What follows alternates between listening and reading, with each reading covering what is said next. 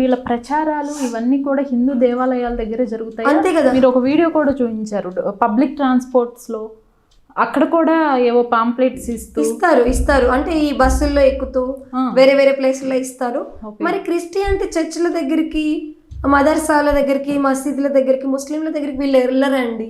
అంటే వీళ్ళ supreme soul వాళ్ళకు భగవంతుడు కాదా? భగవంతుడు ఒక్కడే అంటున్నారు కదా వీళ్ళు. అందరికీ హిందూ ముస్లిం బాయ్ బాయ్, హిందూ ముస్లిం సిక్ ఈసాయి సబ్ ఆపస్ మీ బాయ్ బాయ్ అంట. ఎట్లా ఇప్పుడు గోవుని దేవతగా దేవుడిగా పూజించేవాడు గోవుని నరికి చంపి మాంసంగా తినేవాడు, ఇద్దరు బాయ్ బాయ్ ఎట్లయితారండి కదా? వీళ్ళు ఏమంటున్నారు, హిందూ ముస్లిం సిక్ ఈసాయి సబ్ ఆపస్ మీ బాయ్ బాయ్ అంట. ఎట్లా బాయ్ అయితే సరే బాయ్ బాయ్ అని మీ ఉద్దేశంలో అయితే, మరి వాళ్ళ దగ్గరికి క్రిస్టియన్ వాళ్ళ దగ్గరికి వెళ్ళి మీరు ఎందుకు ప్రచారం చేయట్లేదు? ముస్లిం వాళ్ళ దగ్గరికి వెళ్ళి మీరు అందులో ఉన్న అమ్మాయిలని ఎందుకు మీరు సరెండర్ చేసుకోవట్లే? ఎంతసేపు శివుడు రాముడు కృష్ణుడు అని మా హిందువుల మీదనే ఎందుకు పడేడుస్తున్నారు? ఎందుకంటే హిందువుల సంఖ్య తగ్గాలి, హిందువులు బలహీనపడాలి. హిందువులు ఏకమైతే ప్రపంచానికే వీళ్ళు మార్గనిర్దేశకం చేయగలరు. వీళ్ళ దగ్గర అన్ని శాస్త్రాలు ఉన్నాయి, ఆయుర్వేదం ఉంది, యోగా ఉంది, చక్కటి దేశీ విత్తనాలు ఉన్నాయి, ప్రకృతి వ్యవసాయం ఉంది, గోవు ఉంది. వీళ్ళ దగ్గర అన్నీ ఉన్నాయి, ఏం లేవు, గుళ్ళు ఉన్నాయి. వీళ్ళ దగ్గర ప్రతి మంచి కల్చర్ ఉంది, మ్యూజిక్ ఉంది, మంచి కట్టుబాట్లు అన్నీ ఉన్నాయి. కాబట్టి దీన్ని నాశనం చేసి వీళ్ళపైన మనం గోరి కట్టుకొని బ్రతకాలనేది వీళ్ళ ప్లాన్. ఆల్రైట్ మైల్ది గారు, చాలా పాయింట్స్ చాలా క్లియర్గా అర్థమయ్యేటట్లు డిస్కస్ చేశారు. మీరు అన్నట్లు ఇంకా కూడా ఎవరైనా ఉంటే దీనికి సంబంధించిన బాధితులు, మనం ఖచ్చితంగా మన ప్లాట్ఫామ్ వేదికగా వీటిని ముందుకు తీసుకెళ్దాం తప్పకుండా. అండ్ మీరు మీడియా నుండి చెప్పాల్సింది, దాదా లేఖరాజ్ బ్రహ్మకుమారిలు, వీరేంద్రదేవ్ దీక్షిత్ బ్రహ్మకుమారిలు, అమోల్ బ్రహ్మకుమారిలు, పరం శాంతి దశరథ్ పటేల్ బ్రహ్మకుమారిలు, ఇప్పుడు ఓం మండలి బ్రహ్మకుమారిలు, వీళ్ళందరూ వేరే వేరే దుకాణాలు పెట్టుకున్నప్పటికీ వీళ్ళందరూ ఒకే చెట్టు సంబంధించిన వాళ్ళు, ఒకటే దోపిడీ గ్రూప్ ఇది.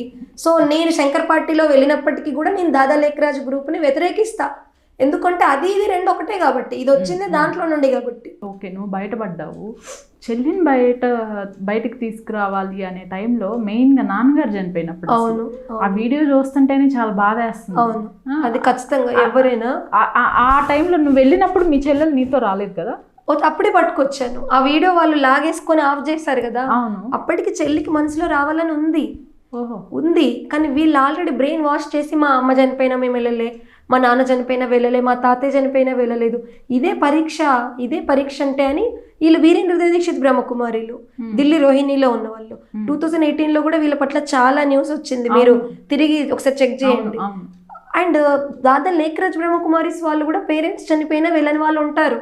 వాళ్ళు ఆల్రెడీ వాళ్ళ టాక్స్లలో కూడా చెప్తూ ఉంటారు, మేము పేరెంట్స్ చనిపోయినా కూడా వెళ్ళకుండా కూడా ఉంటామండి, ఎందుకంటే ఆత్మకు చావు ఉంటుంది కదా, శరీరానికి చావు ఉంటుంది కదా. అంటే మరి అది శరీరానికి ఇంత బట్టలు, ఇంత లావిష్ బిల్డింగ్స్ ఎందుకు? శరీరాన్ని వదిలేయండి, ఉత్త ఆత్మలు అయిపోండి మీరు కదా. లాజికల్ గా అక్కడ వీడియోలో కూడా అదే మాట్లాడారు. అవును, సిస్టర్తో. అవును. సో చెల్లిని నేను అప్పుడే పట్టుకొచ్చాను. చాలా బాధపడి నేను ఏడ్చిన తర్వాత చెల్లి నేను వెళ్తాను అని చాలాసార్లు బాధపడి గట్టిగా అన్న తర్వాత అప్పుడు చెల్లిని, అప్పుడు కూడా లీగల్గా నా ఇష్టంతో వెళ్తున్నానని కోర్టు దగ్గర తీసుకెళ్ళి చేపించి అప్పుడు నాతో పంపించారు. నేను ఆ రోజు మా నాన్న చనిపోయాక ఫస్ట్ డే అంతా కాల్స్ చేశాను, audio calls, video calls, no reaction. అంటే అసలు వాళ్ళకి తెలిసినా మా చెల్లి వరకు వెళ్ళనివ్వలేదు. చెల్లి దగ్గర ఎవరి దగ్గర ఫోన్లు ఉండే కదా, వీళ్ళు ఇన్ఛార్జ్లు ఎవరైతే ఇందులో బాగా ట్రాన్స్లో ఉంటారో వాళ్ళ దగ్గర ఉంటాయి ఇవన్నీ. సెకండ్ డే మీరు కనుక చెల్లితో మాట్లాడించకపోతే పోలీస్ కంప్లైంట్ చేస్తా అని చెప్పాను. చెల్లితో కాల్ తెప్పించారు, వీడియో కాల్స్ తెప్పించారు. చెల్లి ఆల్రెడీ నాన్న డెడ్ బాడీని చూసి ఏడుస్తుంది. బట్ నేను రాలేను అంటుంది. ఎందుకు రాలేవు అంటే, ఆమెకు అసలు ట్రాన్స్లో ఉన్న వాళ్ళది ఎట్లా ఉంటుందంటే పరిస్థితి, ఇటు రైటా వీటు రైటా ఏది రైటు అసలు నేను ఇప్పుడు తేల్చుకోలేరు. ఎందుకంటే అందులో వాళ్ళు ఏం చెప్తున్నారు తెలుసా, ఈ టైమే పరీక్ష టైం, నీకు మాయ అనేది మీ నాన్న చావు రూపంలో, మీ అక్క రూపంలో వస్తుంది. ఎక్కడికి? నిన్ను ఈ భగవంతుడి దారి నుండి బయటికి పట్టుకెళ్ళడానికి, మాయలో పడగొట్టడానికి. అంటే మనందరం మాయలో ఉన్నామంట, వాళ్ళంటే భగవంతుడు ఒళ్ళో ఉన్నారంట. ఓకే, సో ఇప్పుడే నువ్వు స్ట్రాంగ్గా ఉండి వెళ్ళకుండా ఉంటే ఈ పుణ్యం మీ నాన్నకు వస్తుంది, నెక్స్ట్ జన్మలో స్వర్గంలో వస్తారు ఆయన. ఇప్పుడు కనుక నువ్వు వెళ్ళావనుకో మీ నాన్న కారణంగా, మీ నాన్నకు నెక్స్ట్ జన్మల్లో శ్మశానంలో కాలుస్తారు కదా శవాలని, చండాలు అంటారు వాళ్ళని, అలాంటి వాళ్ళుగా మీ నాన్న పుడతారు, నువ్వు మీ అక్క కూడా అలాగే పుడతారు. ఇలాంటి విషయాలు ఆ చిన్న బ్రెయిన్కి ఆల్రెడీ మా చెల్లి 20 అంటే చాలా తక్కువ ఏజ్ ఉన్నప్పుడు వెళ్ళింది, బయట ప్రపంచం తెలియదు. ఇలాంటి విషయాలు ఆల్రెడీ బ్రెయిన్ వాష్ అయ్యి ఉంది. ఈ విషయాలకు భయపడతాను, కంప్లీట్గా ఎటు తేల్చుకోలేని పరిస్థితి ఉంది. కానీ నాన్న మీద చెల్లికి ప్రేమ ఉంది, అందుకే తెలిసిన వెంటనే ఆల్రెడీ ఫుడ్ మానేసింది, ఏడుస్తుంది, ఏమి వాటర్ తాగట్లే, అన్నం తినట్లేదు, ఒక దగ్గర కూర్చొని ఏడుస్తుంది మా నాన్న గురించి. మీ బ్రదర్ పరిస్థితి ఏంటి? సో మా అన్నయ్య అప్పుడు మౌంట్ అబులో ఉన్నారు. ఓకే. అంటే మౌంట్ అబులో కూడా తనకి చేసినట్లే తనకి కాల్ చేశారా? చేశాను. మా అన్నయ్యని కూడా వాళ్ళు చాలా మ్యానిపులేట్ చేశారు. బట్ మా అన్నయ్య ఏంటంటే మాలాగా లోపల అమ్మాయిని సరెండర్ చేసుకున్నట్టుగా వీళ్ళని చేసుకోరు. వర్క్కి యూస్ బయట నుండే వచ్చి వెళ్ళడము బయట నుండి ఉంటుంది, వీళ్ళకి బయట ప్రపంచంలో వెళ్ళడం రావడం ఉంటుంది.